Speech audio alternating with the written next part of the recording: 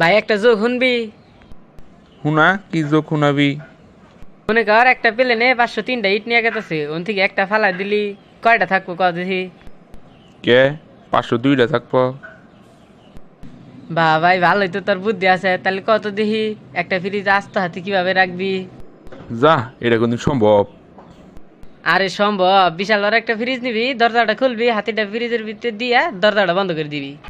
ও আচ্ছা। ভাই তাহলে কত, একটা ফ্রিজের জিরাপ কিভাবে করে থুবি? কে সেম জায়গার হাতি তুইলাম? আরে না, ফ্রিজটা খুলবি, হাতিটা বাই করবি, তারপরে জিরাপটা ভিতরে ঢুকাই দিয়ে ফ্রিজটা বন্ধ করে দিবি। আহ, ধর একটা সিংহে আফ্রিকার বনে এক বিশাল বনে একটা পাড়ি দিছে, অনুবিলে ব্যাগ জানোয়ার আইছে, কেরা আহে নাই ক দেখি। কে হাতি? আরে না, জিরাপ, কারণ ওই যে ফ্রিজের ভিতরে আছো। ধর একটা গিদ্দি বিরাট মানে একটা নদী পারবো, নদীটা বুঝাই খাইলে কুমির, তাও গিদ্দিটা ভালাইলে পারবো, কসিন কি ভাই? কি ভাই?